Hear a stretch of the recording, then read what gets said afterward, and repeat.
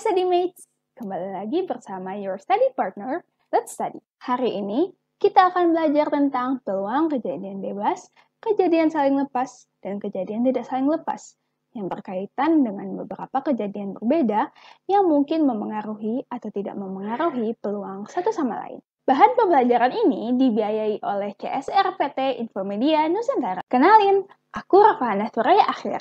Panggilannya Rafahana.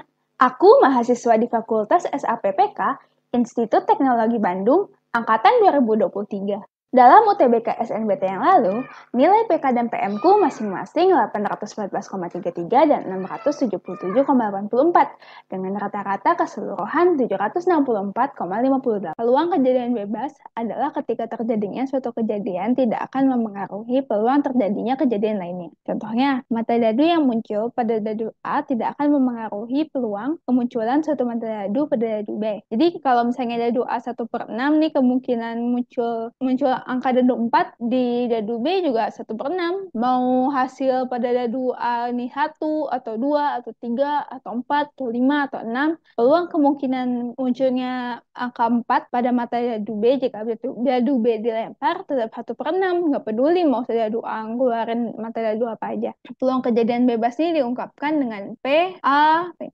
irisan B sama dengan peluang A dikali peluang B. Peluang munculnya angka dadu 4 samaan dengan peluang kemunculan angka dadu 4 pada B sama dengan peluangnya munculnya di A 1/6 berarti kan dikali 1/6 sama dengan 1/36. Contohnya, dalam sebuah permainan ular tangga, dua buah dadu dilantunkan bersama-sama. Tentukan peluang munculnya mata dadu 3 pada dadu pertama dan mata dadu 1 pada dadu kedua.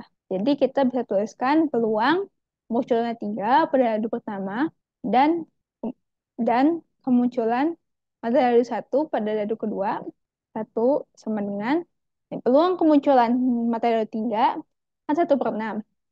Kita kali peluang munculnya mata dadu 1 1/6 sama dengan 1/36. Jadi peluang munculnya 3 dan 1 di saat persamaan adalah 1/36.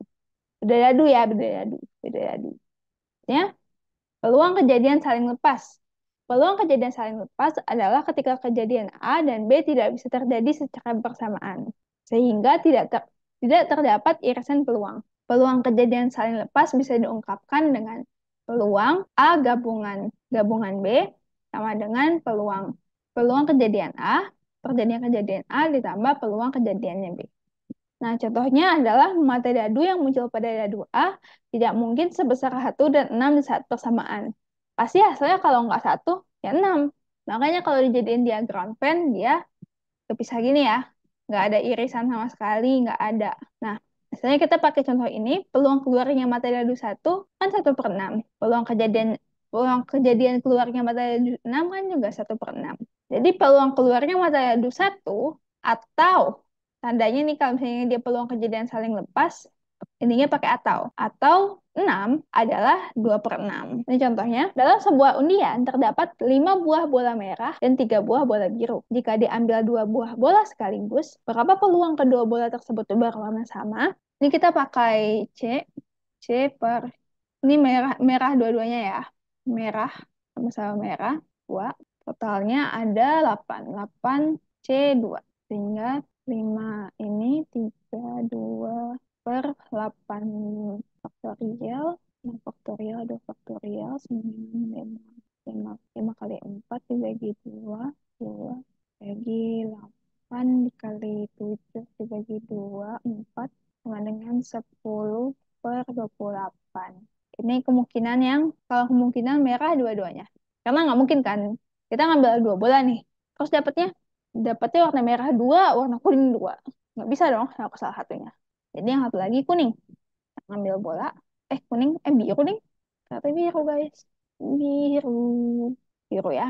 Biru. 3 C2. 8 C2. Tadi ini udah dapat per 28. 3 faktorial, 2 faktorial, 1 faktorial sama dengan 3/28. Sehingga peluang kedua bola tersebut berwarna sama adalah 10/28 ditambah 3/28. sama dengan 13/28. Peluang kejadian tidak saling lepas adalah ketika kejadian A dan B bisa terjadi secara bersamaan,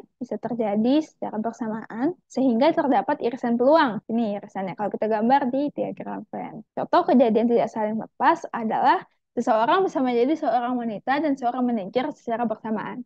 Jadi peluang seseorang adalah seorang wanita adalah sekian persen, anggapnya 50%, dan peluang seseorang adalah seorang manajer adalah 25% misalnya. Di tengah-tengah ini adalah peluang dia adalah wanita dan dia juga manajer. Ini karena peluang dia seorang wanita dan manajer secara bersamaan itu mungkin. Peluang A gabungan B sama dengan peluang A ditambah peluang B dikurangi peluang A irisan B. Jadi kenapa dia dikurangin lagi sama irisan? Karena ini dihitung 2 kali ya bagian sininya nih. Di sini kan dia dihitung nih sama peluang B. Terus, tapi di sini dia masuk lagi. Jadi biar nggak double, kita kurangi. Contoh peluang kejadian tidak saling lepas adalah ini. Dalam suatu kelas yang terdiri dari 10 murid, 5 siswa menyukai telur, 6 siswa menyukai daging, dan 4 siswa menyukai keduanya.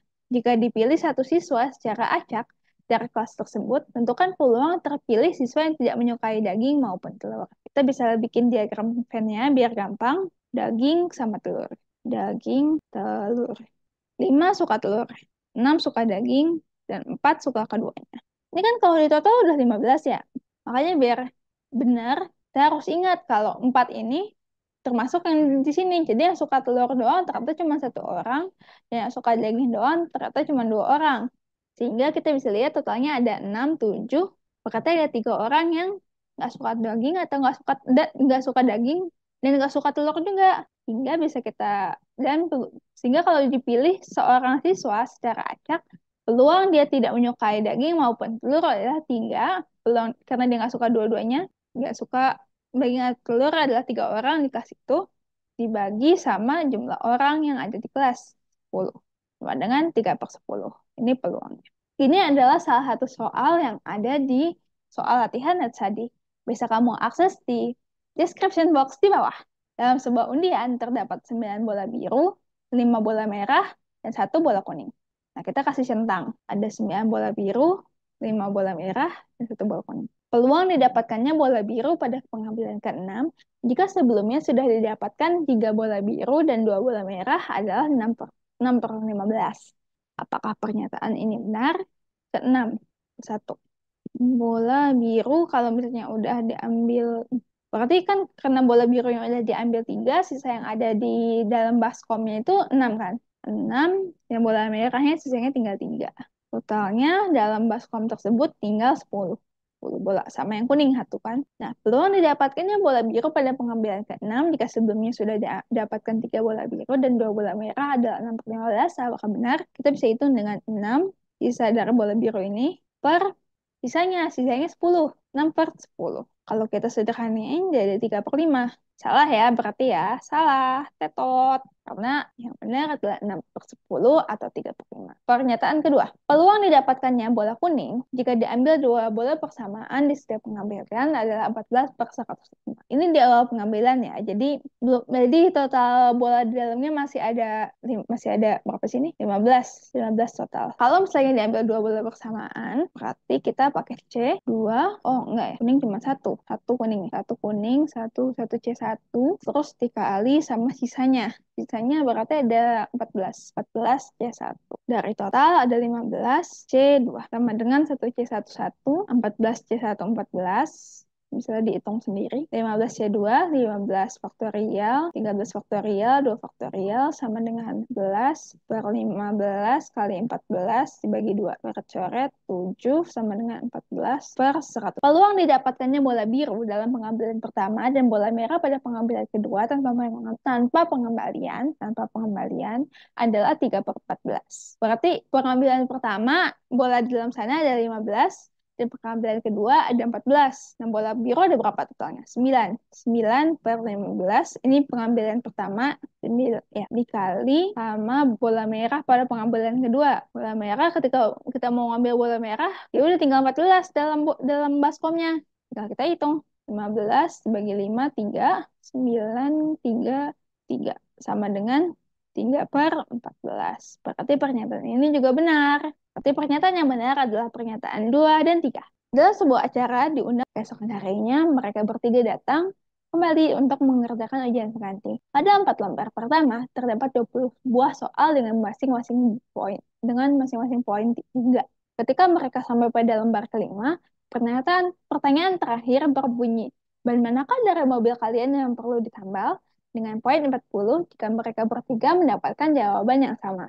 Kalau ceritanya mereka bertiga ini sebenarnya bohong. Berapa peluang dua di antara mereka menjawab ban depan sebelah kiri dan satu di antara mereka menjawab ban yang lain. Nah, peluang dua di antara mereka menjawab ban depan sebelah kiri adalah 1/4 karena depan sebelah kiri cuma satu kan. Kali 1/4, terus satu di antara mereka menjawab ban lainnya. Berarti dia mau jawabnya sebelah kanan, sebelah kanan depan, sebelah kiri belakang, atau sebelah kanan belakang. Berarti ada 3 ya, 3/4 dari mobil. Tinggal 3/64. Gitu. Kan kemungkinan yang beda ini bisa jadi Adi, bisa jadi Budi, bisa jadi Ciko ya. Bisa jadi Adi sama Budi jawabnya kiri depan. Terus Ciko beda. Bisa jadi Budi sama Ciko jawabnya kiri depan. Terus Adi beda. Bisa jadi Adi Ciko jawabnya kiri depan. Terus Budi beda. Berarti ada 3 kali kan kemungkinannya. Bisa jadi yang beda Adi, bisa jadi yang beda Budi, dan bisa jadi yang beda Ciko. Yang kita kali 3. Sehingga kalau 2 di antara mereka menjawab ban depan sebelah kiri dan 1 di antara mereka menjawab ban lainnya adalah 9/64. Terima kasih kepada CSR PT Infomedia Nusantara yang sudah membiayai produksi materi ini. StudyMates bisa mempelajari kembali materi e-book, PPT, dan latihan soal yang dapat diakses pada tautan di description box. Video bahan pembelajaran ini juga terdapat di playlist YouTube Let's Study. Kalian juga bisa mendukung Let's Study dengan berdonasi dengan nominal berapapun yang digunakan untuk mengembangkan platform Let's Study. Selain donasi dalam bentuk uang, Anda bisa membantu kami untuk membagikan platform Let's Study kepada teman ataupun masyarakat di sekitar Anda, serta jangan lupa memfollow akun sosial media Let's Study. Terima kasih. Sampai jumpa di video berikutnya. Semangat! Thank you for watching. See you in the next video.